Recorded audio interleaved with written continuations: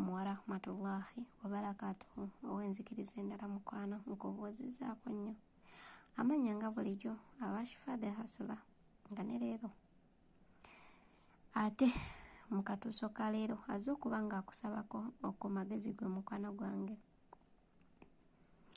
Nina mukwano gwange mbutuufu afunye obuzibu okuva we yajja mu kiyumba, naye embeera tulabika nga etulemeredde era nga mukwano gwange tusaba gwe wenna awuliriza vidiyo eno, ali okulaba vidiyo eno, otuwe ku magezi.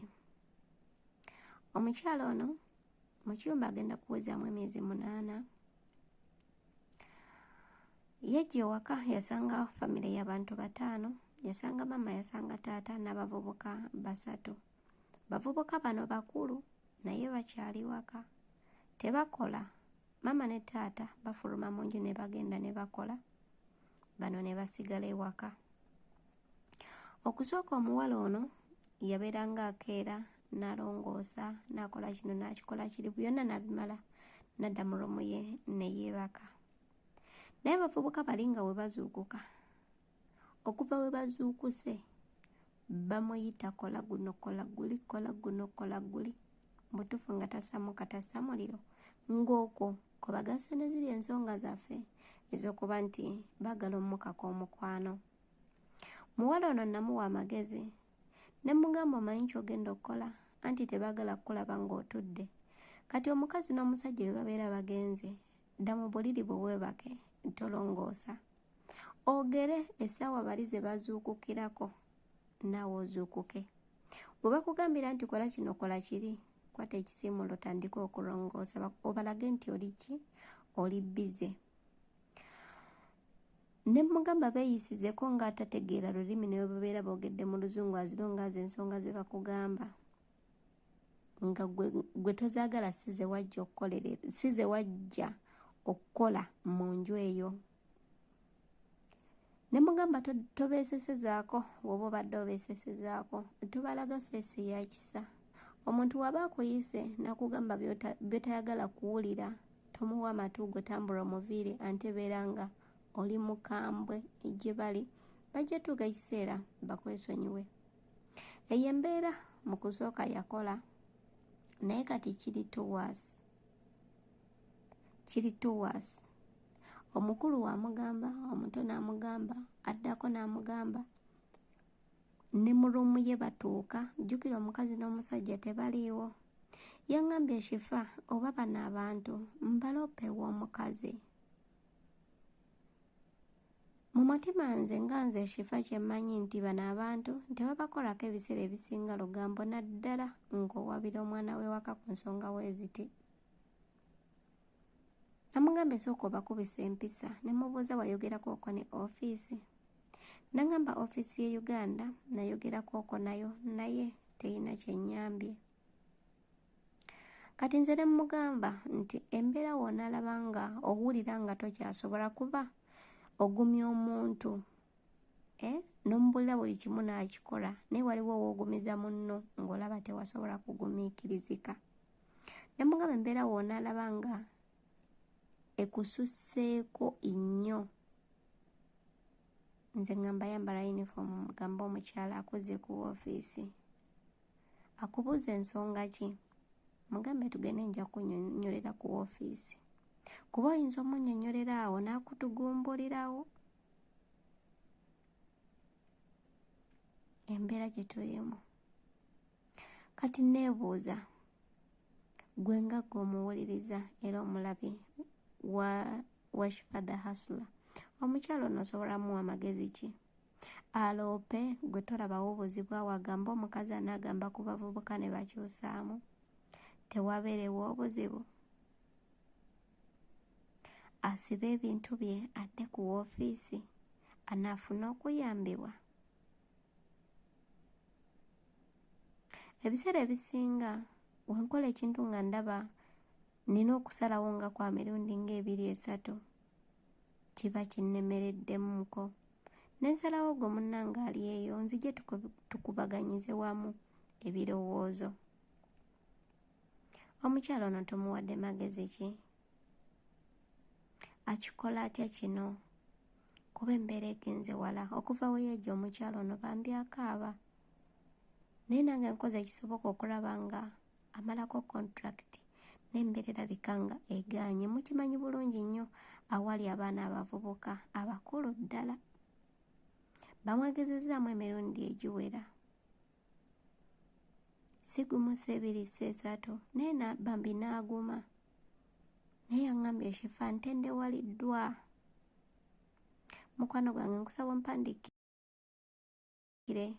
endowooza yo wansi mu comment section yange. Omuntu ono abeerako anfollowinga era ajja kujja asome comments ezo. Tujja kuba nga ate tulaba ekiki eky'okuzzaako. Abantu abasinga we basonga tekizimba we kyabikira. Bwe kuba kusalawo kwogera nti agamba omukyala abaana bakyuseemu ku mpisa ajja kukikola. Wabanga mumusalidde wasirike adde ku woofiisi nakyo ajja kuguma akikole kuba embeera egaanye. Ngenze nange okuvaayo kola vidiyo eno nga mpulira nga kingezeeko. Naye nga nsheyalingira ku vidiyo yange eno tukulire ku ndowooza z'abantu ez'enjawulo. Kwagala nnyo nkwagaliza ebisinga obulungi. Assalamu alaikum warahmatullahi wabarakatuhu. Assalamu alaikum warahmatullahi wabarakatuh. Ndaba muganda wange nkulamusizaako. Akadde kano ndikasuula Muslim Primary School wali omuzikiti ogw'ekitundu. Ekitundu kino kisangibwa mu Kyawunibwa Town Council, Kalungu District, Greater Masaka, gy'oyinza okuyita Buddu. Akaseera kano nga bw'olaba outer part oba ekitundu ekyowabweru eky'omuzikiti guno ojja kizwa nti gukyali mu mbeera nnungi. Evyu yaagwo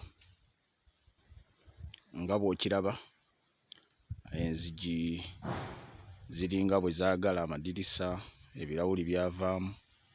Bw'oyimirira eno olengera eri, so olaba nga embeera mwe guli mu butuufu teyeeyagaza.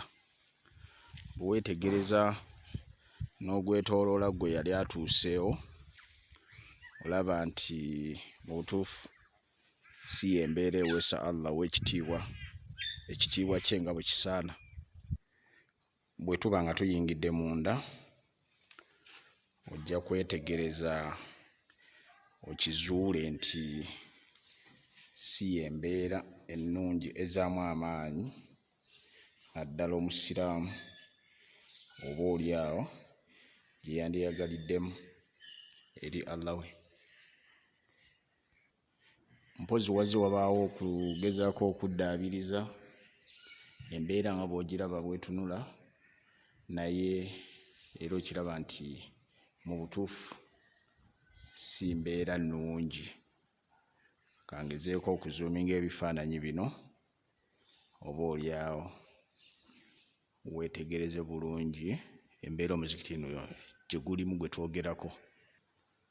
Musiraamu muddu wa Allah, eyo y'embeera omuzikiti guno gye gulimu. Obuwundo, buli kiwuka ekya buli kkala, okutonnya gutonnya, amabaati waggulu gakaddiye, buli kimu tekyeyagaza mu mbeera eno nga bw'okiraba. Nabwe ekyo tugatta eddoboozi lyaffe ng'abalumirirwa omuzikiti guno, abaliyo, abasomerayo, abayiseeyo, abakuliddewo. Wenna alina ky'osobola. Tuli mu campaign ya kuddaabiriza muzikiti guno, osobola okubaako engeri. Bwentyo nenyongera okukujjukiza banaffe abaludde ne Dawuda Events. Gwe wenna alina omukolo, olina mukolo ki gwa kwanjula, birthday, kumanyagana, kwalula balongo, olina kufiirwa ng'oyagala omukolo gwo gubeere ng'embaga. Mukwano beera nga wekwata Dawuda Loden Events, ojja kuba nga ate munnange tewejjusa akukolera decoration yonna gy'oba weetaaze mu colors ez'enjawulo. Akwambaliza abagole, asobola akukwatira vidiyo, akkubira ekifaananyi ekirungi. mukwano wekwate Dauda Roden Events omufunirako enamba y'essimu eri ku screen yo ate munange ojja kuba tewejjusa ayina decorations ez'omulembe nga woolaba ebimuli bwe biyitingana genda ku Facebook osobola okuba nga ate oyongera okumufollowinga oyongere okuzuula ebipya kuba omwana yayitiridde yazze kulema tobeera okunoonya mutimbi tobeera okunoonya mukwasi wa kifaananyi kirungi wekwate munnange Roden Dauda Events ante tojja kubeera nga wejjusa mukwano gwange.